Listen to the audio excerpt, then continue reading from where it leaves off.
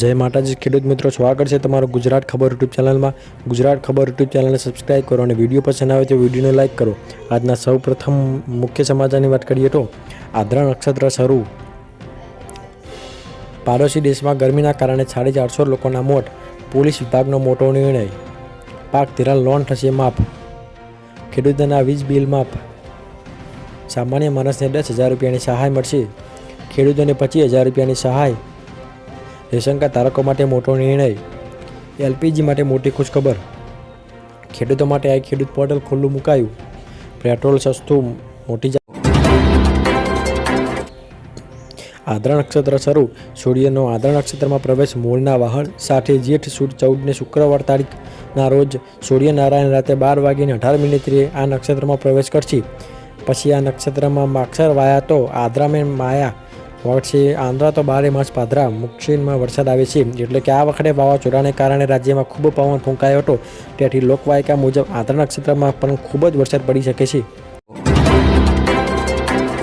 પાડોશી દેશમાં ગરમીના કારણે 450ના મોત, પાકિસ્તાનના કરાચીમાં શનિવારે ભારે ગરમી પડી રહી છે। છેલ્લા 4 દિવસમાં આ વિસ્તારમાં ઓછામાં ઓછા 450 લોકોના મોત થયા છે। કરાચીમાં જીન્ના હોસ્પિટલના ડૉક્ટરના જણાવ્યા અનુસાર આ મૃત્યુ નશીલી દવાઓના સેવન અને ગરમીના કારણે થઈ રહ્યા છે। હવામાન વિભાગે જણાવ્યા મુજબ પોર્ટ સિટી કરાચીમાં શનિવારથી આકરી ગરમી પડી રહી છે। આ વિસ્તારમાં તાપમાન સતત 4 દિવસથી 40 ડિગ્રી સેલ્સિયસને વટાવી ગયું છે।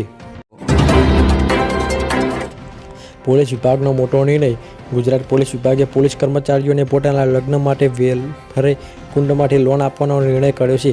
કર્મચારી પોલીસ વેન્ડરની ફંડમાંથી 15 લાખ રૂપિયાની લોન લઈ શકશે। આ પહેલાં પોલીસ અધિકારી કર્મચારીઓને તેમના સંતાનના લગ્ન માટે 1,50,000ની લોન મળતી હતી। હવે તે પોલીસના નાની ઉંમરના કર્મચારીઓની સંખ્યા વધી ગઈ છે, તેથી આ જોગવાઈ સુધારવામાં આવી ગઈ છે।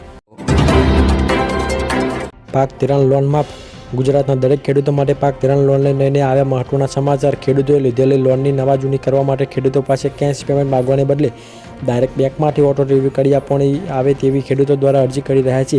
બેંકના લોનના પૈસા ના ભરવા પડે, બહારથી વ્યાજમાં પૈસા લાવીને વ્યાજના પૈસા ભરે છે, જેથી ખેડૂતોને ઓટો રિવ્યૂની સુવિધા આપીને ખેડૂતોને થોડી રાહત આપવામાં આવે તેવી ખેડૂતો અરજી કરી રહ્યા છે। ખેડૂતોના વીજ બિલ માફ, ઉર્જા મંત્રી કનુ દેસાઈએ ગૃહમાં મહત્વની જાણકારી આપી છે, જેમાં ખેડૂતોએ ખેતી માટે વીજ કર માટે મુક્તિ અપાઈ છે। ગુજરાતમાં ખેડૂતોની આવક બમણી કરવા ઉદ્દેશ સાથે ખેતી માટે વીજ વાર કસૂરવામાં આવતો નથી, તેમને મુક્તિ આપવામાં આવી છે। અગાઉ ગ્રામીણ વિસ્તારમાં વીજ કર 2007માં 10% હતો, જેને વર્ષ 2012માં ઘટાડીને 7.5% કરવામાં આવ્યો, જેમાં પણ 250 યુનિટ સુધી વીજ કર વસૂલવામાં આવતો નથી। ઉર્જા મંત્રીએ જણાવ્યું કે રાજ્યના ખેડૂતોને વીજ બિલના ફિક્સ ચાર્જમાં રાહત આપવા માટે રાજ્ય સરકારે મીટર આધારિત વીજ બિલ ભરતા ખેડૂતોને વીજ બિલ ફિક્સ ચાર્જમાં રાહત આપવામાં ખેડૂત હિતલક્ષી નિર્ણય રાજ્ય સરકારે કર્યો છે। સામાન્ય માણસને 10,000 રૂપિયાની સહાય, ગુજરાતના દરેક ખેડૂતો, મજૂરો અને મધ્યમ વર્ગના પરિવારો માટે ગુજરાત સરકારે આપ્યા રાહતના સમાચાર। હવેથી જનધન યોજનામાં ખેડૂતો, મજૂરોને અને મધ્યમ વર્ગના પરિવારોને 10,000 રૂપિયાનો બેંક ઓવરડ્રાફ્ટ આપવામાં આવશે, જ્યારે આ 10,000 રૂપિયાની સહાય મેળવવા માટે જનધન બેંક એકાઉન્ટ હોવું જરૂરી છે। જે પહેલાં આ યોજના હેઠળ 5,000 રૂપિયા સહાય આપવામાં આવતી હતી, તે વધારીને હવે 10,000 રૂપિયા કરવામાં આવી છે। ખેડૂતોને 25,000 રૂપિયાની સહાય, ગુજરાત સરકાર દ્વારા પશુપાલકોની આવક વધારવા માટે પશુ આહારની ગુણવત્તા સુધારવા માટે ચાપ કટર યોજના અમલમાં મૂકવામાં આવી છે। આ યોજના અંતર્ગત ખેડૂતોને ચાપ કટર મશીન ખરીદવા માટે સબસિડી આપવામાં આવશે, જેનાથી તેઓ પાકને કાપણી કરવામાં મદદરૂપ નીવડે છે। ચાપ કટર અને એવું મશીન છે જેનો ઉપયોગ ઘાસ, કઠોળના છોડ, મકાઈના ડોડા વગેરેના નાના ટુકડાઓમાં કાપવા માટે ઉપયોગ થાય છે। આ ટુકડાઓને પશુઓને ખવડાવવાથી તેમને સરળતાથી પચે છે અને તેમના સ્વાસ્થ્યમાં સુધારો થાય છે। ચાપ કટર યોજના દ્વારા ખેડૂતોને આ મશીન ખરીદવા માટે આર્થિક સહાય આપવામાં આવે છે। રેશન કાર્ડ ધારકો માટે મોટો નિર્ણય, સરકારની સૂચના મુજબ રેશન કાર્ડને એક્ટિવ રાખવા માટે તેમજ રેશન કાર્ડ સાથે જોડાયેલી યોજનાઓનો લાભ કાર્ડ ધારકોને તમામ શ્રેણીના રેશન કાર્ડ ધારકો છે, જેમણે જરૂરી ડોક્યુમેન્ટ્સ રાખી, ખાસ કરીને આધાર કાર્ડ સાથે સંબંધિત મામલેદાર કચેરીને પુરવઠા શાખાને સંપર્ક કરવો, તાત્કાલિક KYC કરાવી, તેમાં જે વહીવટી તંત્ર દ્વારા જણાવ્યું। એલપીજી માટે મોટી ખુશખબર, ઉજ્જવલા યોજના વર્ષ 2016માં શરૂ કરવામાં આવી હતી। યોજનાના લાભાર્થીઓને નાણાકીય વર્ષ 2024-25 દરમિયાન એક વર્ષમાં 12 રિફિલ આપવામાં આવે છે।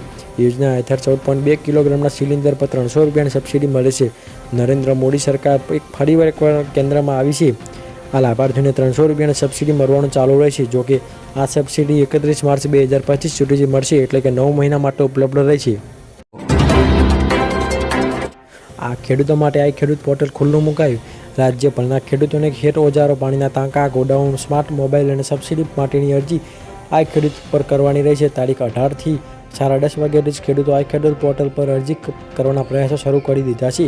પરંતુ આ ખેડૂત પોર્ટલ ઓપન ન થતાં ખેડૂતોની મહેનત માઠી પડી હતી. કિસાન કોંગ્રેસના ચેરમેન પાલભાઈ આંબલિયાએ અગાઉ ખેડૂતોને જે રીતે મેન્યુઅલ અરજી કરવા સબલત આપી હતી, એવી સબલત આપવા માંગ ઉઠાવી છે.